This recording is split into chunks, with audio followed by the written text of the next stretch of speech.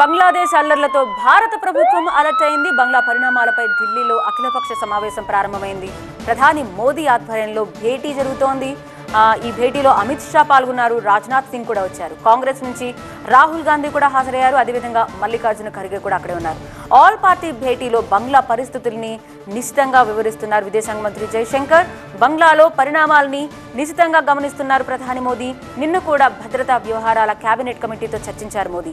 బంగ్లా అల్లర్ల నేపథ్యంలో భారత్ బోర్డర్లో ముందు జాగ్రత్త చర్యలు తీసుకుంటున్నారు. బోర్డర్లో ఆర్మీ యూనిట్లను అలర్ట్ చేసింది భారత ప్రభుత్వం. బంగ్లా భారత్ సరిహద్దుల్లో రాకపోకల్ని నిలిపేశారు ఇండియన్ ఆర్మీ.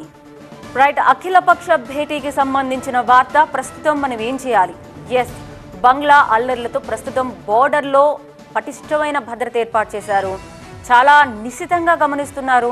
బికాజ్ ఇది కేవలం ఆ దేశానికి సంబంధించిన అంతర్గత విషయమైనప్పటికీ కూడా ఆ దేశాన్ని ఉదాహరణగా తీసుకుంటూ ఒకవేళ ఇలాంటి అల్లర్లు జరిగితే పరిస్థితి చేదాటిపోతుంది. ప్రస్తుతం ఇది ఎలాంటి ఎఫెక్ట్ చూపిస్తుంది, ఇంపాక్ట్ ఎలా ఉండొచ్చు, కాన్సిక్వెన్సెస్ ఎలా మారొచ్చు, ఒక ప్రధానికి సంబంధించి దేశం విడిచి పారిపోయేంతలా చేసిన తర్వాత అక్కడ ఆ ప్రధాని నివాసంలోని వస్తువుల్ని ఒక్కొక్కటి తీసుకెళ్ళిపోతున్న దృశ్యం చూశాక ఇలాంటివి జరగకుండా, లేకపోతే ప్రస్తుతం వాటికి సంబంధించిన విదేశాంగ వ్యవహారాలు కావచ్చు, వాళ్ళకి సంబంధించిన అసలు ఎలా ఉన్నాయి అనేది కూడా మొత్తం అఖిలపక్ష భేటీలో చర్చిస్తున్నట్టుగా మనకు అర్థమవుతోంది.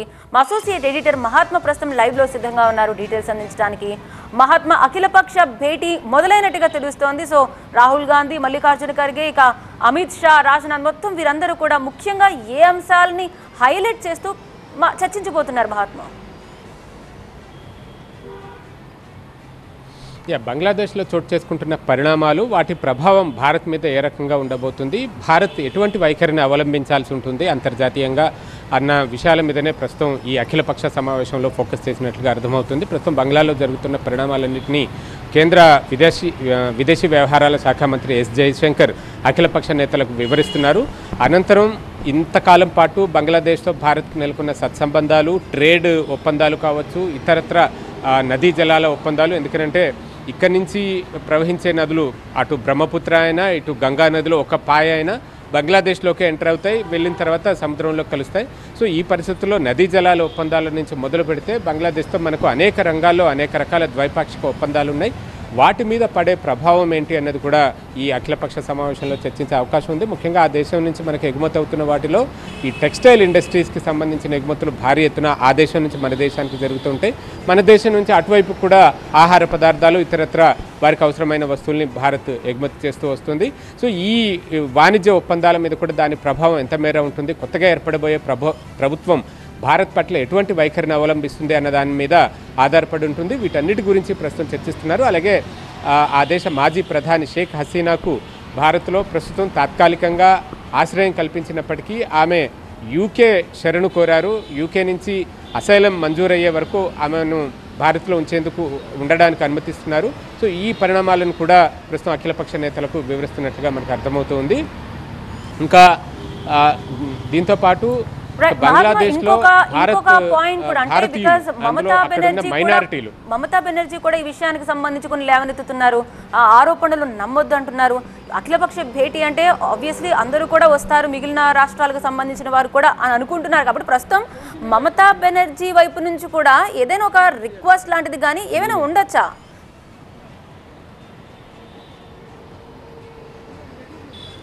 మమతా బెనర్జీ అంటే అక్కడ పక్కనే సరిహద్దుల్లో ఉన్న రాష్ట్రం. బంగ్లాదేశ్ నుంచి పెద్ద ఎత్తున వలసలు వస్తున్నాయి, అందులో అక్రమ వలసలు ఉన్నాయి. ఇవన్నీ వీటన్నిటిని దృష్టిలో పెట్టుకుని ఈ సందర్భంగా బంగ్లాలో చోటు చేసుకుంటున్న అల్లర్ల నేపథ్యంలో ఒక ఫేక్ ఇన్ఫర్మేషన్ క్యాంపెయిన్ ఏదైనా చెలరేగితే అది ఇక్కడ హింసాత్మక ఘటనలకు కూడా ఆస్కారం ఇచ్చే అవకాశం ఉంటుంది. కాబట్టి మమతా బెనర్జీ కొన్ని అప్పీల్స్ చేసి ప్రజలందరినీ కూడా కొన్ని విషయాలు అంటే ఈ వాట్సాప్ ఫార్వర్డ్స్ అవి చేయకండి అంటూ ఆమె అప్పీల్ చేస్తున్నారు. కాకపోతే బంగ్లాదేశ్లో ఈ ఆవామీ లీగ్ ప్రస్తుతం షేక్ హసీనా ప్రాతినిధ్యం వహిస్తున్న పొలిటికల్ పార్టీ, ఆ పార్టీ నేతల్ని, కార్యకర్తల్ని, సానుభూతి పరుల్ని లక్ష్యంగా చేసుకున్న దాడులకు పాల్పడటంతో పాటుగా అక్కడున్న మైనారిటీ వర్గాలు, బంగ్లాదేశ్లో హిందువులు, క్రిస్టియన్లు, సిక్కులు, ఇతరత్ర మతాలందరూ కూడా మైనారిటీలుగా ఉన్నారు.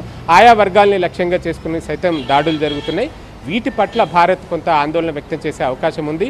దీన్ని అంతర్జాతీయ వేదికల మీదకు తీసుకువెళ్ళి అక్కడ శాంతి భద్రతల్ని వీలైనంత త్వరగా రిస్టోర్ చేయాలని చెప్పి కోరే అవకాశం కూడా కనిపిస్తూ ఉంది. సో వీటన్నిటి గురించి ఇప్పుడు ఈ అఖిలపక్ష సమావేశంలో కూడా చర్చకొచ్చే అవకాశం ఉంది. Right, thank you so much Mahatma details అందించినందుకు. సో ప్రస్తుతం అఖిలపక్ష సమావేశం కొనసాగుతోంది. ముఖ్యంగా ఆ దేశంలో అంతర్గతంగా జరుగుతున్న